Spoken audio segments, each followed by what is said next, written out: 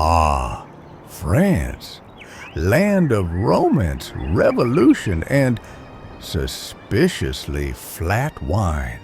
Our story begins in the hallowed yet surprisingly stressed halls of Hautvillers Abbey. The year? Let's just say it was way back when folks wore more robes than reasonable and thought bathing was a seasonal suggestion. For centuries, these pious brothers had been locked in a secret, desperate struggle, a battle against the fizz. Yes, you heard right, bubbles in their wine. It was an abomination, a fizzy fiend ruining their perfectly respectable, if slightly vinegary or vintage. They called it the devil's spit. Leading this crusade against carbonation was our hero, or perhaps anti-hero, a portly, perpetually perplexed monk named Dom Pérignon. Now, Dom wasn't your average silent contemplative type. Oh no, Dom was a man with a mission to stomp out those pesky bubbles like a medieval grape-stomping champion. He had dedicated his very tonsured head to this noble cause. Little did Dom know, fate and a whole lot of leftover sugar in the fermentation process had other far more sparkling plans. This is the tale of how a glorious failure birthed a beverage that would one day be sprayed in the faces of victorious athletes and sipped by socialites with equally dramatic flair. This is the story of the bubbly blunder that shook the world.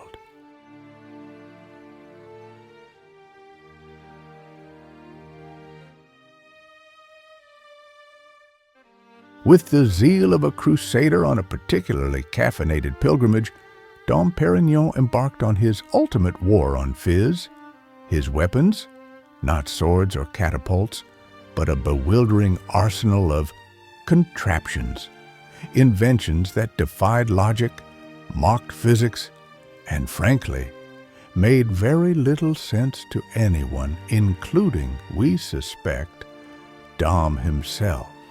He tried corks so tight they needed a small cavalry to dislodge. He tried sealing wax so thick it could stop a medieval siege engine. He even attempted to pray the bubbles away, which, let me tell you, is a very undignified prayer posture when you're wrestling a fermenting barrel. But the bubbles, oh, the bubbles, they were tenacious. They were relentless. They were like tiny, bubbly ninjas, sneaking past every defense, laughing their microscopic laughs, and plotting their frothy breakout. They were the unseen menace, the silent saboteurs of his monastic tranquility.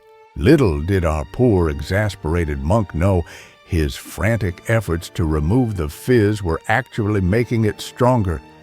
His attempts to suppress them only fueled their effervescent defiance. He was unwittingly performing a grand monastic ballet of accidental perfection. He was creating the champagne. Yes, every defeated sigh, every spilled drop, every cork that launched itself into the stratosphere, it was all leading to this moment, the glorious, bubbly, utterly accidental birth of the world's most celebratory drink. Dom Pérignon wasn't a failure. He was a reluctant pioneer, a man who tried to silence the world's happiest sound only to unleash a symphony of sparkle.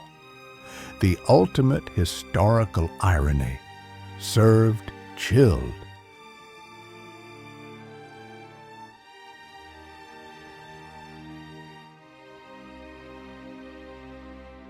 After months of battling the bubbly brigade, Dom Pérignon was at his wits' end.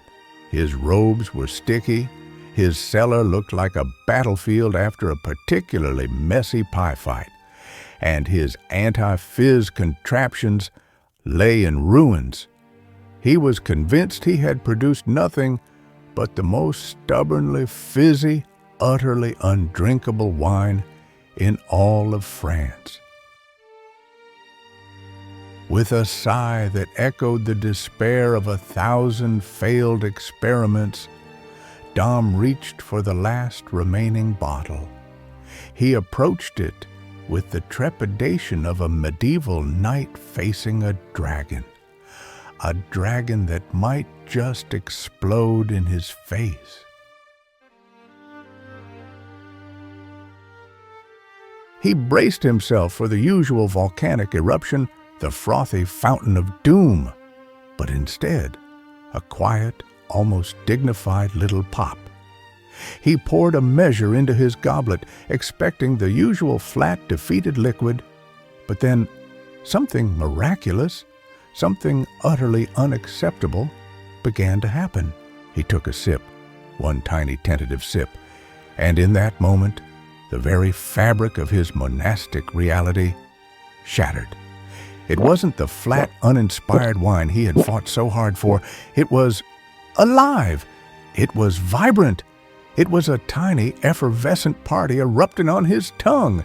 He tried to fight it. His monk brain screamed, "Bubbles! No!" But his taste buds, his taste buds were staging a full-scale rebellion. "Brothers!" he bellowed, his voice echoing through the sacred halls. "Come quickly! I am drinking stars." He was practically skipping, a vision of bubbly-induced euphoria. The other monks, accustomed to his usual monastic melancholy, were utterly baffled. But one sip, just one sip, and they too joined the accidental revolution. And so, in a twist of fate as sweet as the finest grape, the man who detested bubbles became the father of the bubbly. His glorious failure wasn't just a mistake, it was a cosmic joke that brought joy to millions. He tried to stop the fizz, but instead, he unleashed a torrent of pure, unadulterated sparkle upon the world. Take that scientific intention. Hello, delicious, bubbly accident.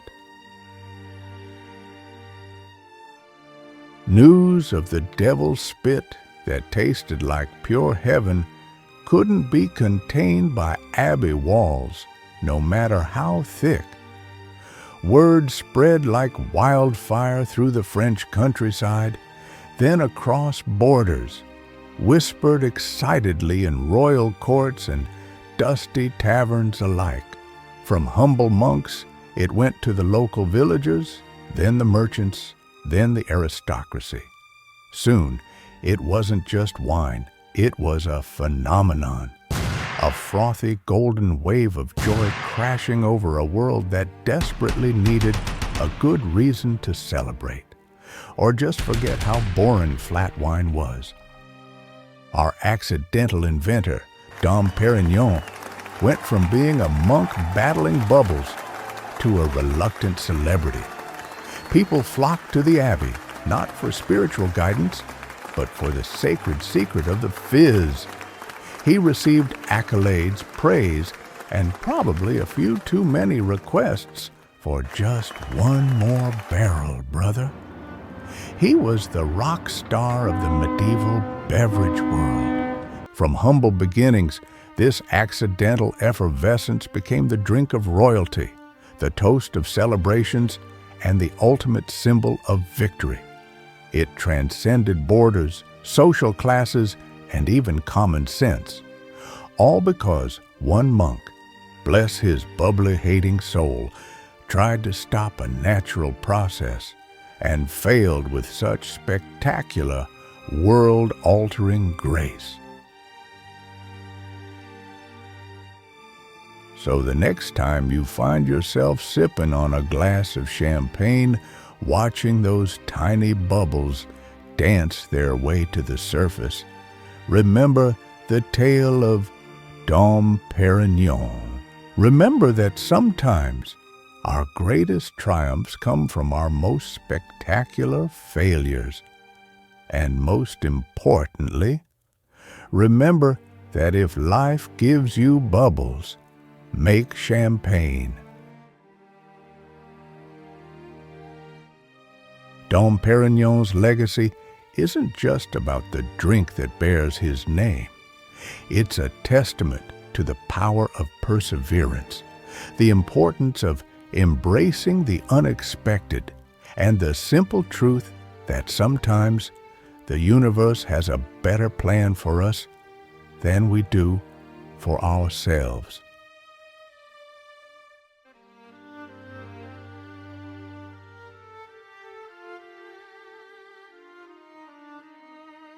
As we conclude our fizzy tale, let's ponder this bubbly bit of wisdom.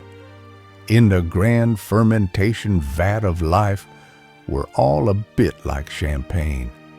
Sometimes we need a little pressure to bring out our best qualities. And even when we feel like we're about to burst, that's often when we're on the verge of becoming something truly spectacular.